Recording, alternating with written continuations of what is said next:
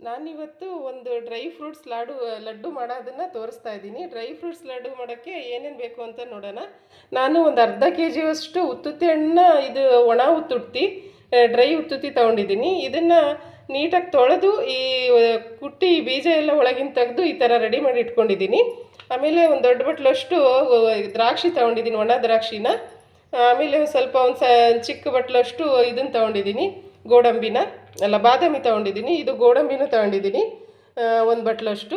ಆಮೇಲೆ ಒಂದು 2 ಸ್ಪೂನಷ್ಟು ಸೋಂಪು ಕಾಳು ತೊಗೊಂಡಿದ್ದೀನಿ. ಒಂದು ಅರ್ಧ ಬಟ್ಲು ಒಣಕೊಬ್ಬರಿನ ಈ ಥರ ಹೆಚ್ಚಿಟ್ಕೊಂಡಿದ್ದೀನಿ. ಆಮೇಲೆ ಒಂದು 2 ಸ್ಪೂನಷ್ಟು ಗಸಗಸೆ ತೊಗೊಂಡಿದ್ದೀನಿ. ಇವಾಗ ಈ ಡ್ರೈ ಫ್ರೂಟ್ಸ್ ಇರೋದನ್ನು ಈ ಉತ್ತುತ್ತಿ ಮತ್ತು ಒಣ ದ್ರಾಕ್ಷಿ ಬಿಟ್ಟು ಇದಿಷ್ಟನ್ನು ಹುರ್ಕೊಳ್ಳೋಣ. ಇಲ್ಲಿ ನಾನು ಒಂದು ಹಂಚು ಇಟ್ಕೊಂಡಿದ್ದೀನಿ, ಇದನ್ನು ಬಿಸಿ ಮಾಡ್ಕೊಳ್ಳೋಕ್ಕೆ. ಫಸ್ಟು ಗಸಗಸೆ ಹುರ್ಕೊತೀನಿ.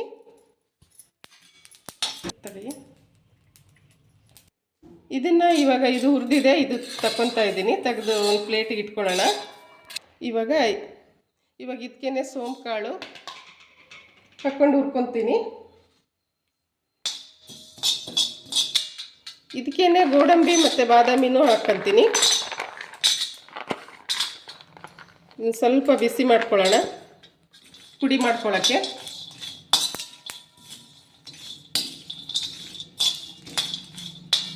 ಬಿಸಿಯಾಗಿದೆ, ಇದು ಬಿಸಿ ಆದರೆ ಸಾಕಿಷ್ಟು. ಇದನ್ನು ಮಿಕ್ಸಿ ಮಾಡ್ಕೊಳ್ಳೋಕ್ಕೆ, ಪೌಡ್ರ್ ಮಾಡ್ಕೊಳ್ಳೋಕ್ಕೆ. ಇದನ್ನು ತೆಗೆದು ಈಗ ಪೌಡ್ರ್ ಮಾಡ್ಕೊಳ್ತೀನಿ. ಪ್ಲೇಟಿಗೆ ತೆಗೆದಿಟ್ಕೊಂಡು ಇದನ್ನು ಸ್ವಲ್ಪ ತಣ್ಣಗಾದ್ಮೇಲೆ ಪೌಡ್ರ್ ಮಾಡ್ಕೊಳ್ಳೋಣ. ಇದಕ್ಕೇನೆ ಇವಾಗ ಈ ಒಣಕೊಬ್ಬರಿನೂ ಹುರ್ಕೊತಾ ಇದ್ದೀನಿ. ಇದನ್ನು ಸ್ವಲ್ಪ ಬಿಸಿ ಮಾಡಿಕೊಂಡು ತೆಗೆದಿಟ್ಕೊಳ್ಳೋಣ. ಇದನ್ನು ತೆಗೆದಿಟ್ಕೊತೀನಿ ಇವಾಗ. ಇದು ಬಿಸಿಯಾಗಿದೆ.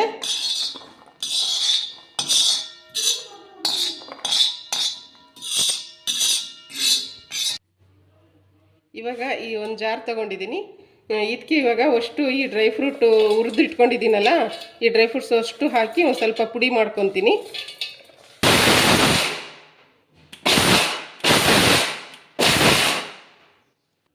ನೋಡಿರಿ, ಈಗ ಒಂದು 2 ಸರಿ ಈ ಥರ ಮಾಡಿದ್ದೀನಿ. ಇನ್ನೂ ಸ್ವಲ್ಪ ದಪ್ಪ ದಪ್ಪ ಇದೆ.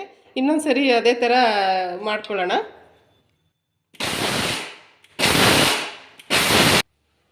ನೋಡಿರಿ, ಇದು ಈ ಥರ ಆಗಿದೆ. ಇದನ್ನು ಒಂದು ಪ್ಲೇಟಿಗೆ ತೆಗೆದಿಟ್ಕೊಳ್ಳೋಣ.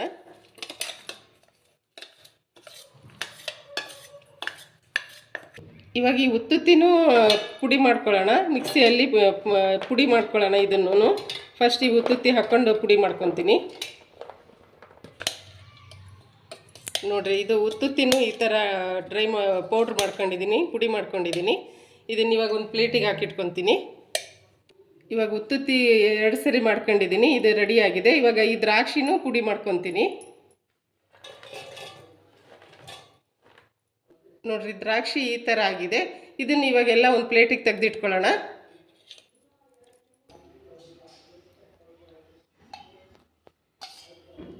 ಇವಾಗ ಒಂದು ಬಾಣಲಿ ಇಟ್ಕೊಂಡಿದ್ದೀನಿ ನಾನು.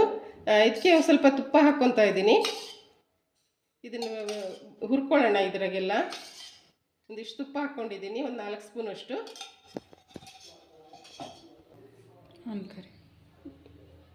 ಈ ಡ್ರೈ ಫ್ರೂಟ್ಸ್ ಹಾಕ್ಕೊತಾ ಇದ್ದೀನಿ ಇದಕ್ಕೆ, ಪುಡಿ ಮಾಡ್ಕೊಂಡಿರೋದನ್ನು.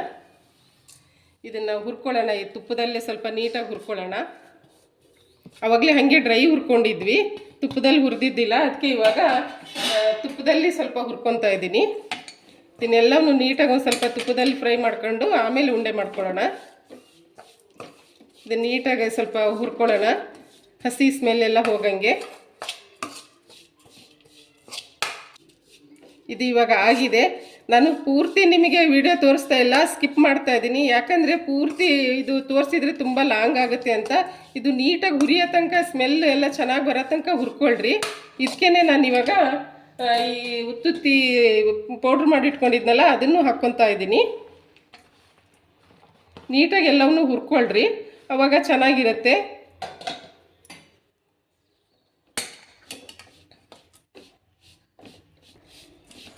ಇದನ್ನು ಇದ್ರ ಜೊತೆಗೆ ನೀಟಾಗಿ ಫ್ರೈ ಮಾಡ್ಕೊಬೇಕು ತುಪ್ಪದಲ್ಲಿ. ಸ್ಮೆಲ್ಲೆಲ್ಲ ಚೆನ್ನಾಗಿ ಬರಬೇಕು, ಘಮ ಘಮ ಸ್ಮೆಲ್ ಬರೋ ತನಕ ನೀಟಾಗಿ ಹುರ್ಕೊಳ್ರಿ. ಆವಾಗ ಉಂಡೆ ಚೆನ್ನಾಗಿ ಬರುತ್ತೆ, ಚೆನ್ನಾಗೂ ತಿನ್ನೋಕ್ಕೂ ಚೆನ್ನಾಗಿ ಅನಿಸುತ್ತೆ. ಇವಾಗ ನೋಡಿರಿ, ಇದು ಚೆನ್ನಾಗಿ ಹುರಿದಿದ್ದೀನಿ, ಇದನ್ನು ಚೆನ್ನಾಗಿ ಫ್ರೈ ಆಗಿದೆ. ಇದಕ್ಕೆ ಇವಾಗ ಈ ದ್ರಾಕ್ಷಿನ ರುಬ್ಕೊಂಡು ಇಟ್ಕೊಂಡಿದ್ನಲ್ಲ, ಇದನ್ನು ಹಾಕ್ಕೊತಾ ಇದ್ದೀನಿ. ಇದನ್ನು ಇದ್ರಾಗ ಹಾಕಿ ನೀಟಾಗಿ ಹುರ್ಕೊಳ್ಳೋಣ, ಎಲ್ಲವನ್ನೂ ಮಿಕ್ಸ್ ಮಾಡ್ಕೊಳ್ಳೋಣ. ನಾನು ಬೆಲ್ಲ ಏನು ಸಕ್ಕರೆ ಏನೂ ಹಾಕ್ಕೊಂಡಿಲ್ಲ, ಇದೇ ಮಾಯಿಶ್ಚರೈಸ್ ಸಾಕು. ಇದೇ ಡ್ರೈ ಫ್ರೂಟ್ಸಿಂದೇ ಸ್ವೀಟು ಸಾಕಾಗುತ್ತೆ.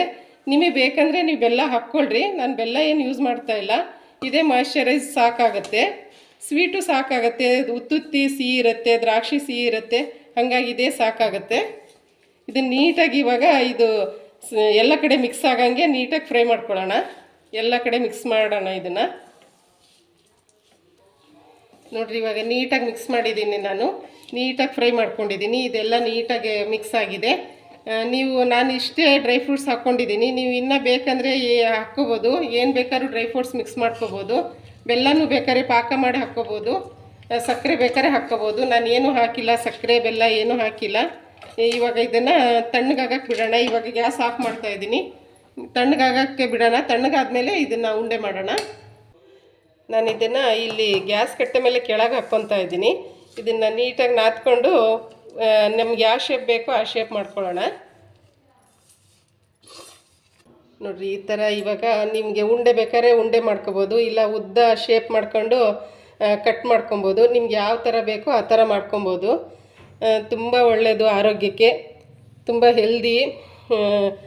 ಬಾಣಂತಿಯರಿಗೆ, ಮೆಚರ್ಡ್ ಆದವರಿಗೆ, ಸೊಂಟ ನೋವು ಇರೋರಿಗೆ ಎಲ್ಲರಿಗೂ ತುಂಬ ಒಳ್ಳೆಯದು. ತುಂಬ ಶಕ್ತಿ ಇರೋದು, ತುಂಬ ಶಕ್ತಿ ಬರುತ್ತೆ. ಇದನ್ನು ತಿಂದರೆ ಎನರ್ಜಿ ಇರುತ್ತೆ.